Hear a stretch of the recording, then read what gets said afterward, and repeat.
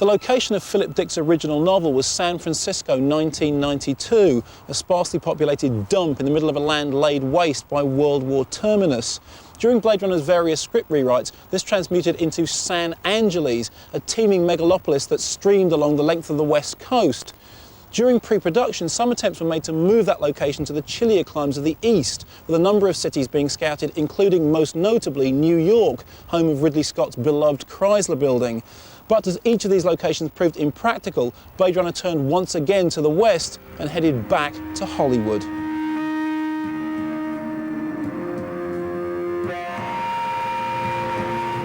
As it appears in the finished film, Deckard's turf is identified simply as Los Angeles 2019, a logical extension of that pollutedly glittering skyline, but peppered with nuances of New York architecture and drenched in typically eastern rain.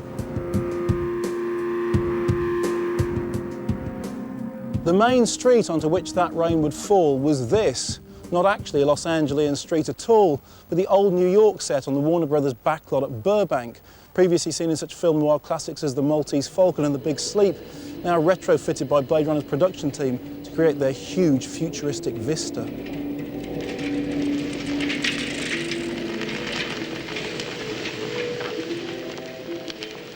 To get a picture that looks like Blade Runner is not a casual thing of building a set and chucking a few things around, and it isn't. It is a huge labour from the director's point of view. He has to build every corner of that screen.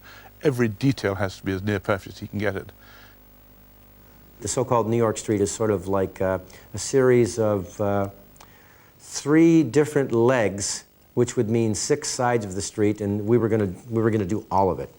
And I was standing on this crossroads thinking, well, it's not very big. And I got the production designer, Larry Paul, and then Sid Mead, and I got photographs taken of every side of the street and laid them out around the room, blew them up around the room. And basically Sid and Larry started to construct the sides of the city. It was so dense with detail and texture that you could shoot elements onto the street in various areas and go from point A to point B to point C to point D and never know where you're at.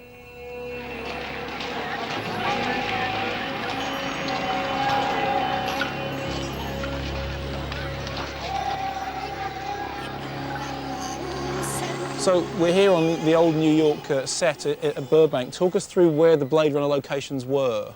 Over there is where we did the Zora chase through the shop front. Where the Art Deco Where the Art Deco is now. It was a shop front with the plate glass. Over here is the Leon Hotel. Just up there? Yeah. Over there is Mr. Chu's shop. Oh, this is Chu's Ice House. This is the Ice House. Okay. And then straight ahead of us, right down there, that's the night scene. What happens down there? There's the night scene where the midgets come through and the masses of people coming through at night with the Hare Krishnas. And as you can see over here, because there's so much greenery and mountainside, that was one of the main reasons why we decided to shoot at night, because we could eliminate having to mat out the green mountains and the trees. Because if you look down the end of the street, you can just see glorious hills. Exactly. And just over here on the corner was the phone booth. There was no stairs here, there was just a phone booth in where Batty made the phone call before the I-Man. So how far down was this set dressed as Blade Runner? Was it everywhere you can see? We took over everything.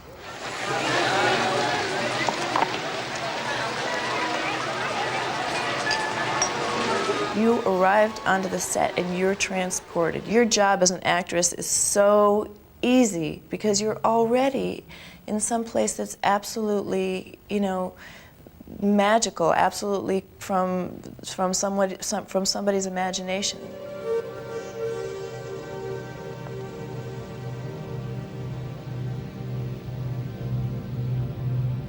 The premise was that, in my design sort of mind, that with these enormous structures going up 2,000, 3,000 feet, decent people never went below the 60th floor.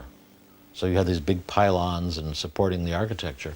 And the street then became like a basement, essentially, an urban basement.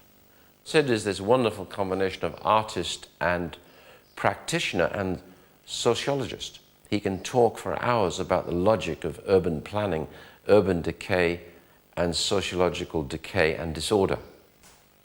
And so I introduced him to the deal because I saw the book and thought, that's really interesting, and this guy's got his finger on what could happen and where it's liable to go.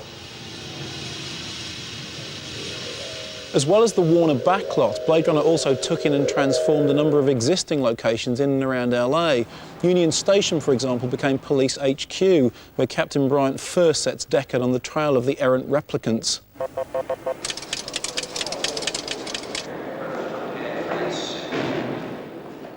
This Frank Lloyd Wright designed house in Los Feliz doubled as the first floor exterior of Deckard's apartment.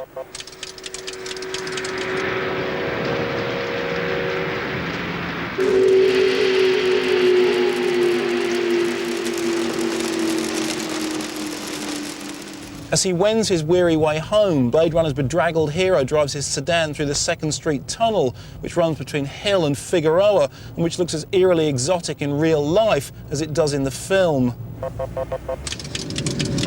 Describe in single words only the good things that come into your mind about your mother. Most famously, Blade Runner also utilised this, the legendary Bradbury Building, just across the street from the $1 Million Theatre on Broadway in downtown LA. It's here that Pris holds up with her only human friend J.F. Sebastian, and where Deckard finally comes face to face with Roy Batty.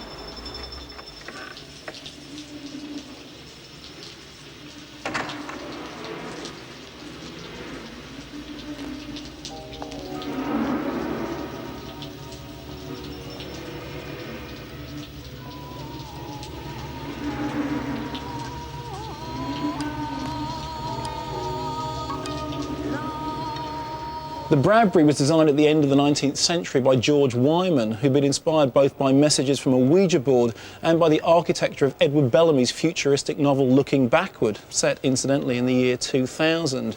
It was the perfect location for Blade Runner's retrofitting process, through which buildings would come to embody the synthesis of past, present and future.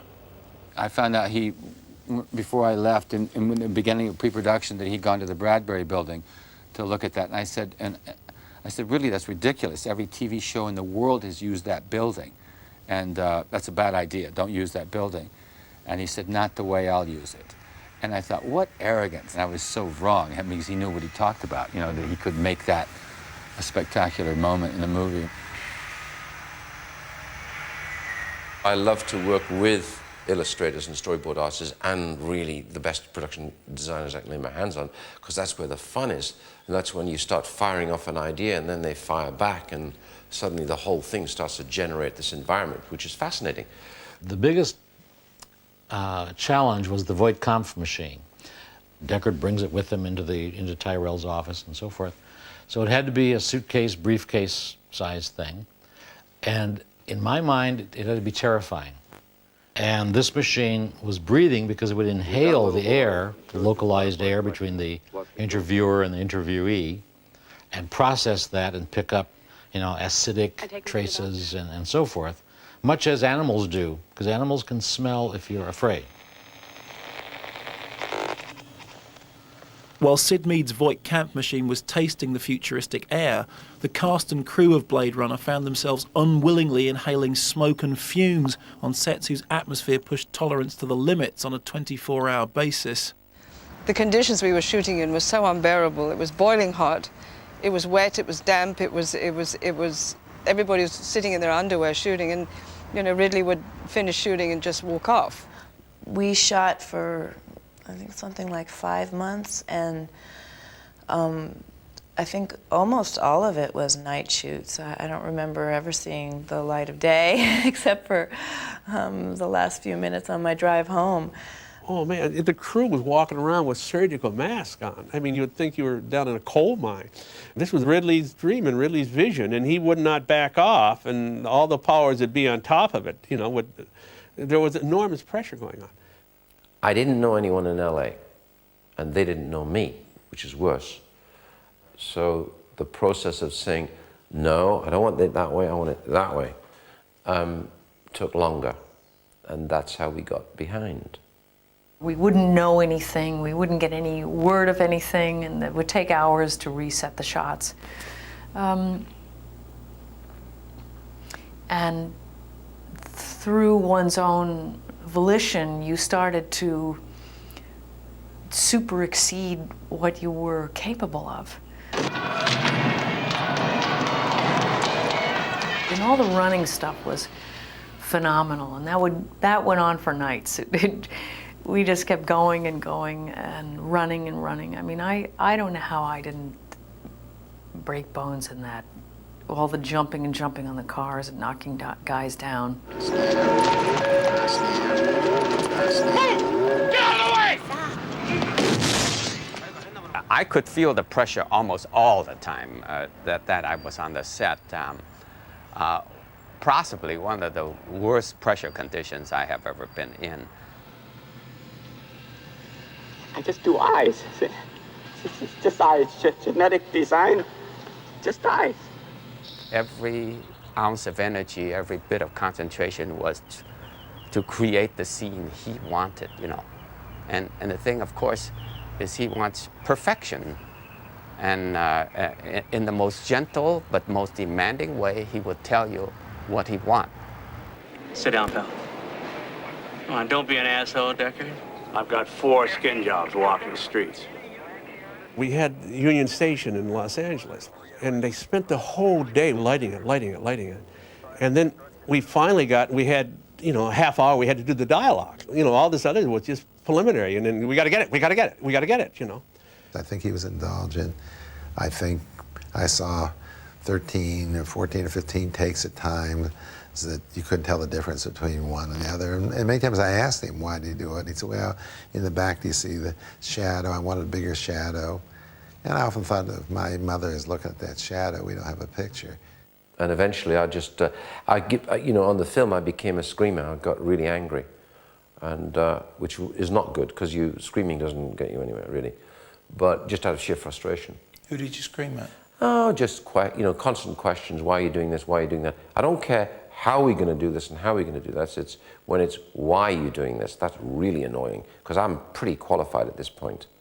And I said, oh my God, I almost forgot I'm an actor, because it's fun. It's fun. It's supposed to be fun. It's not supposed to be this all the day, every day, It wasn't willful on anybody's side. It just simply was that they were dealing with people they weren't used to dealing with, or a director they weren't used to dealing with particularly. And they weren't detailed people like Ridley. They weren't perfectionists like Ridley. It's fair to say that Harrison and I were nearly always quarreling.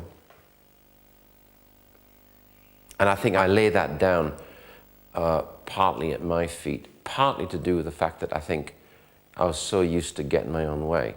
There was not much connection between him and the actors. I think that was another reason why Harrison got so frustrated with Ridley, because Harrison at the time needed direction, and Ridley is more of an art director, more of a cameraman, and not at that time was not much of it, so much of an actor's director. I'm not one given then. I am now, because I figure it's a mistake. I'm not one given then to spending a lot of time on explanation and stroking, right? I've got too much to do, to get what I want, because I have a performance as well. I'd spent a year with Blade Runner. I knew it inside out. And all that Harrison had to do was trust me. But Harrison's not used to working that way. Harrison's very involved. And I can understand that. And I think he was awfully good in the movie. And I still think he doesn't talk about it, which is a great pity, because I still believe it's one of his best films. The replicants were all such great characters, and Harrison Ford's character is such a dumb character. He gets a gun put to his head, and then he fucks a dishwasher, and then he falls in love with her. It doesn't make any sense. He's introduced as, this detective hero, but he's not the hero, he's the bad guy.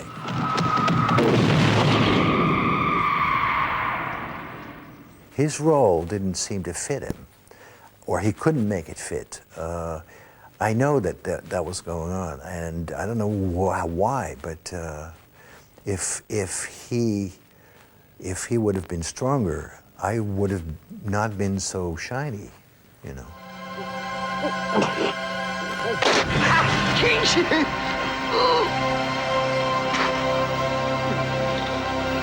So productive was Rutger's relationship with Ridley that the relatively unknown Dutch actor soon became the unexpected star of the film, connecting with his director's European sensibility and even writing Blade Runner's most memorable couplet.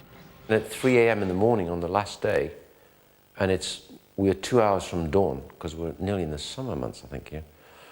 And it's already gone blue. So I go to the trailer and say to him, okay, you've got to get out there now, we're ready.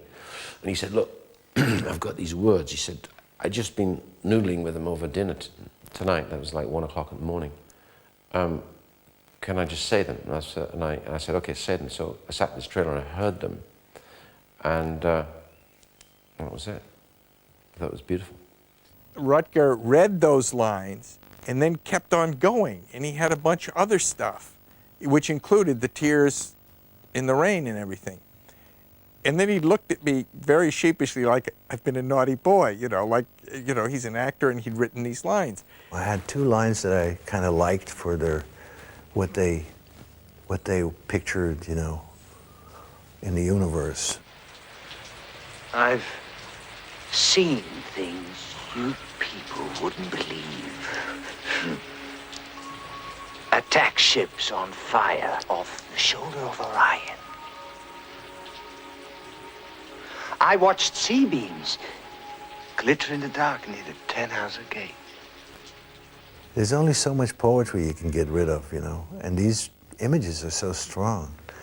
And then, I came up with the line, all those moments will be lost in time like tears in rain.